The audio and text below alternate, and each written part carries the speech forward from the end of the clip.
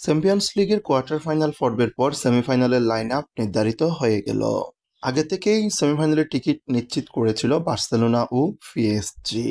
তাদের সঙ্গী হলো আর্সেনাল এবং ইন্টার মিলান। 16 বছর পর চ্যাম্পিয়ন্স লিগের সেমিফাইনালে নিজেদের স্থান নিশ্চিত করেছে আর্সেনাল।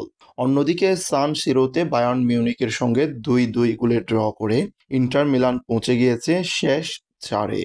ফলে এবারের চ্যাম্পিয়ন্স লিগের সেমিফাইনালে ইউরোপের সেরা ক্লাবকেই দেখা যাবে।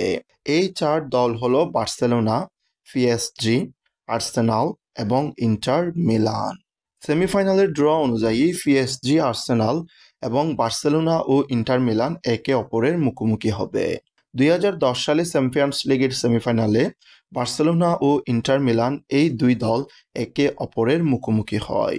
সেই ম্যাচে ইন্টার মিলান বার্সেলোনাকে 3-2 গোলে পরাজিত করে ফাইনালে উঠে। অন্যদিকে চ্যাম্পিয়ন্স লিগের চলতি আসরে আর্সেনাল স্পেনের ক্লাব রিয়াল মাদ্রিদকে 5-1 অ্যাগ্রিগেটে পরাজিত করে নিজেদের শক্তির পরিচয় দিয়েছে। ঘরোয়া লিগে কিছুটা ছন্দ হারালেও চ্যাম্পিয়ন্স লিগে দারুণভাবে এগিয়ে চলছে এই দলটি।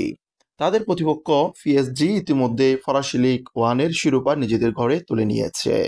সেমিফাইনালের প্রথম লেগে 29 এপ্রিল ইন্টার মিলানের মুখোমুখি হবে বার্সেলোনা। 30 এপ্রিল আর্সেনালের মোকাবিলা করবে পিএসজি। দ্বিতীয় লিগে 6 মে অনুষ্ঠিত হবে বার্সেলোনা বনাম ইন্টার মিলানের ম্যাচটি। আর 7 মে অনুষ্ঠিত হবে পিএসজি বনাম আর্সেনাল ম্যাচটি। এই সেমিফাইনাল ম্যাচগুলোর মধ্য দিয়ে নির্ধারিত হবে ফাইনালের দুইটি দল।